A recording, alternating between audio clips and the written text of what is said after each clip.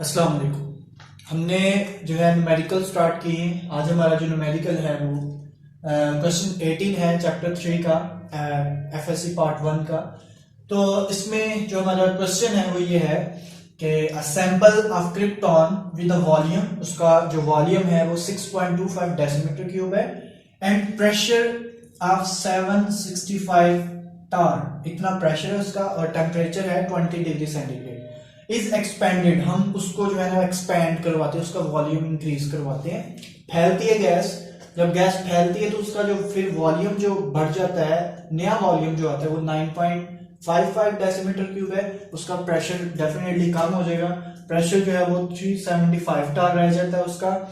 और हमें पूछा गया है कि आप बताएं what will be the new temperature, तो टेम्परेचर जो है वो उस पर क्या फर्क पड़ेगा।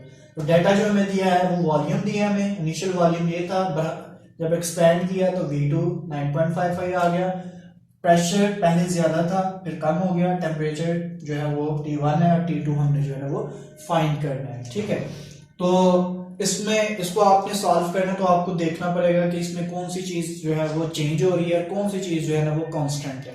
अगर इसमें देखा जाए तो वॉल्यूम चेंज हो रहा है, V1 से V2, P1 से P2, प्रेशर भी चेंज हो रहा है, और टेम्परेचर T1 दिया और हमें पूछा गया T2 क्या है, मतलब टेम्परेचर भी चेंज होगा इसमें। तो इसका मतलब है कि हमें फिर ना तो हम इसमें बॉयल्स लॉ लगा सकते हैं, ना तो हम इसमें चार्ल्स लॉ लगा सकते हैं। ठीक है, क्योंकि बॉयल्स लॉ में जो है वो हमें पता है टेम्परेचर कांस्टेंट होता है, चार्ल्स लॉ में प्रेशर कांस्टेंट होता है, तो ये यहाँ पे तो कोई नहीं आ सकता। तो फिर इसलिए हम यहाँ पे जो है वो general gas equation PV is equal to NRT से जो हम इक्वेशन निकालते हैं, PV over T is equal to constant. ठीक है, P1 V1 over T1 is equal to P2 V2 over T2। ठीक है, वो वाला फार्मूला हम लगाएंगे। तो P1 V1 over T1 is equal to P2 V2 over T2। ठीक है, इसमें ये सारा कुछ करने से पहले आपने एक दफा जो है ना वो यूनिट्स भी देख लेने हैं। जैसे टेम्परेचर जो है वो डिग्री सेल्सियस में है, तो हमने उसमें जो है वो 273 प्लस करके, मैंने ये इससे पहले जो है न्यूमेरिकल में मैंने आपको समझाया था कि जब आप C से K में अल्फाबेटिकली सीधी अल्फाबेटिकली जो है ना वो जा रही है, C से K में जा रही है ABC में, तो आप उसमें प्लस करते हैं। जब आप केल्विन से रिवर्स आ रहे हैं C में, ठीक है, पीछे की तरफ आ रहे हैं, तो तब आप माइनस करते हैं। ठीक है, तो डिग्री सेल्सियस से जाए तो प्लस 273 करेंगे तो ये आ जाएगा 293 केल्विन।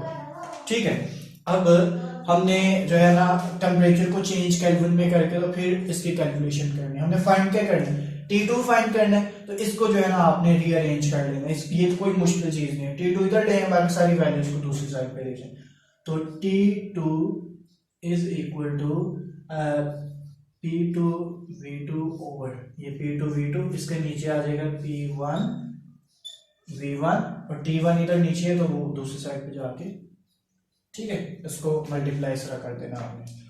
तो हमारे पास सारी वैल्यूज आ गई। अब आपने क्या करना है, सिंपल इसमें वैल्यूज पुट करनी है अपनी, और आपका जो है ना वो आंसर आ जाएगा P2 V2। ठीक है जी, अब हमारे पास जो है वो यहाँ पे जो है P2 375 टार इंटू V2 क्या है 9.55 डेसीमीटर क्यूब डिवाइडेड बाय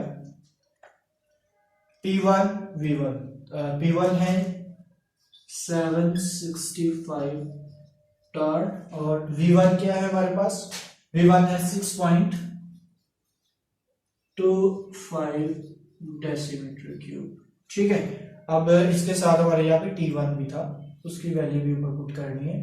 तो T1 क्या है हमारे पास 293 केल्विन। ठीक है, इसमें से यूनिट्स देके जो कैंसिल होते हैं, टार से कैंसिल हो जाएगा, डेसीमीटर क्यूब से कैंसिल हो जाएगा, सारी मल्टीप्लिकेशन करेंगे तो सिर्फ हमारे पास केल्विन बचेगा।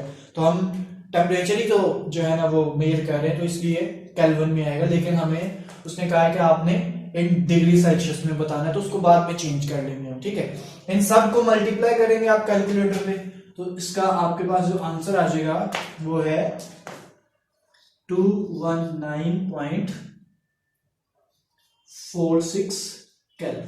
ठीक है। हमसे उसने आंसर जो है वो पूछा है डिग्री सेल्सियस में, what will be the new temperature in degree centigrade.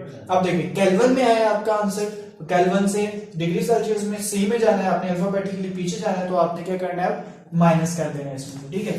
तो टेम्परेचर